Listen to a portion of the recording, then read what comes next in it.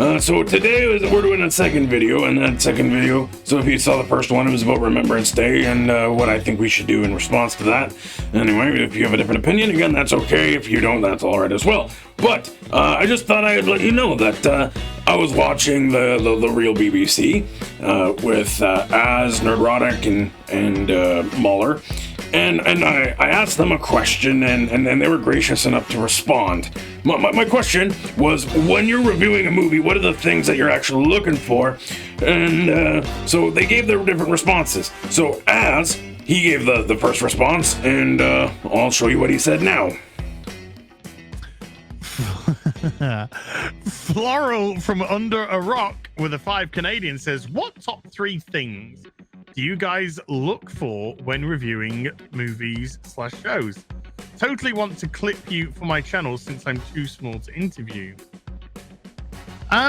What top thing? I look at acting, plot/story, and cinematography is kind of like the major 3, I'd say. Direction, cinematography, direction.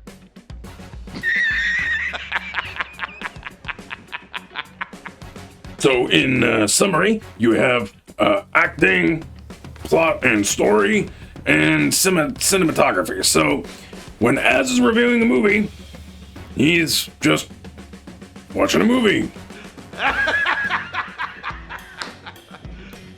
You serious? Does he like what happens? Does he like the director? Does he think the actors are good?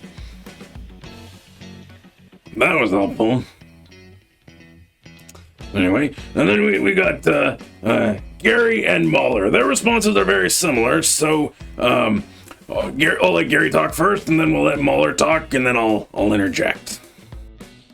Yeah, it has to be competently made and written, but like if you ask me, like, what do I look for in a film? I look for it to be good, but I have to care about the characters, so you got to give me something to care about, and you have to build a world that's convincing within the parameters set within your film, within your, and I listen, I am not the most hypercritical person in the world. I got accused all the time at the comic store for liking too much. Like, I like pretty much everything.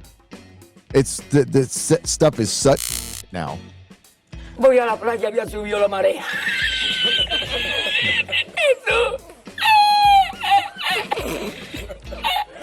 I used to walk away, like, I would find enjoyment even in bad movies. But it's the type of bad we're getting now. It's so deliberate and it's not necessary. They're not telling the better story, and they're doing it deliberately. And they're just like setting out to kill Icarus is just such that was probably the first thing they decided when it came to the Eternals is, oh, we're going to kill him. Oh, we're going to make him the bad guy. That was their first decision before they hired Chloe Zhao or anything. It was her decision to make Cersei the star of the show. It was a self-insert practically. And that ruined the entire film because Cersei is such a nothing fucking character. By the way, she's a fashion designer who can transmute things, and they didn't even adapt her character. I mean, they changed so many of the characters from the originals. And people can argue, well, these are the Eternals. You can do that with the Eternals. It's like, well, no, this is Marvel. They're supposed to respect their own characters. And they don't. But what do I look for? Good characters. So Gary, his thought is that he wants to see the world be convincing. Like do the people actually seem to fit? Do the rules work? And do you operate within the parameter of your film, or do you just blow stuff up randomly? Which I think is pretty fair. Now, Mauler's take. Well, that's the thing I was going to say about what I look for, right? I want it to respect itself, as in, like, pay attention to its own fucking rules, but then also anything that it's, I use the word pilfering, anything it's pulling the pieces of a corpse out of to benefit itself. Because back in the day, it would just be considered more of a respect thing. It's like, oh, that's cool. You're making something on top of this. Like, I hope you just, give it the respect. That's what we're hoping the Ghostbusters movie will be. Or you get Ghostbusters 2016, where they just fuck around and do whatever they want and take bits and bobs and stuff. So yeah, consistent with itself and what it's trying to do. And then for me, character is king. I just need fucking characters, man.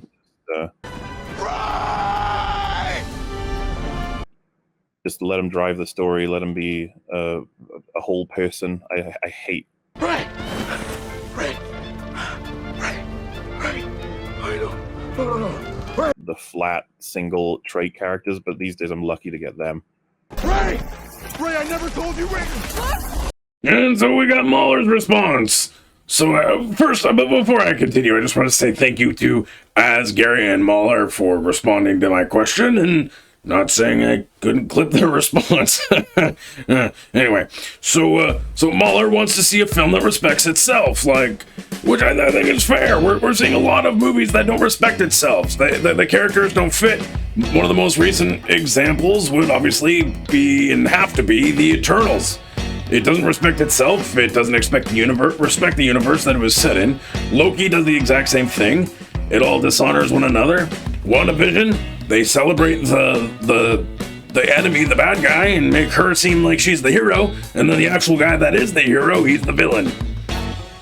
Because he's a white male. Anyway, so, but character is king. That was the big thing that Mauler said. Let the character drive the story. Let the character be the one to make that story come alive. Does the character believe what's going on matters? Because if the character believes it, I'm going to be more likely to believe it. And we all want to have that joy, that feeling of oh, they really are convinced that what happens over here affects what's going on over here. So, anyway, again, I think it's important for us when we're thinking about movies and we're reviewing them and considering what should we look for. So hopefully I can talk to more people and get their thoughts on what to look for, how to review a film, how to review a movie well. So anyway, what tools do they use? What tools should I use? What tools should you use when considering a good movie? Now, obviously, taste is very different for all of us. We're all going to be willing to accept and enjoy different things. But we can all agree when something is a good story. Good story has good characters. Obviously, those good characters are portrayed by good actors. So, anyway, thanks for joining me today. Hope you have a great rest of your day. Bye. Some people like Cersei. So the thing, the Doctor Who episodes, and when Jay was like, "Oh yeah, Dan, I think is people's favorite character right now." I was like, "Why? He's just guy who is dumb." And then he doesn't even resemble a normal human being. Nope. And I prefer television over cinema nowadays. When the storytelling is good. Sorry. I was just thinking of the Doctor Who episode when he's in the docks and the Sontar have lined up the 3 people to be executed. And I'm thinking to myself, throw the wok. Yeah. Distract them. Yeah. Throw the wok. So they turn, they run. They got a chance at least. And he just, and he just sat there okay, gonna get killed.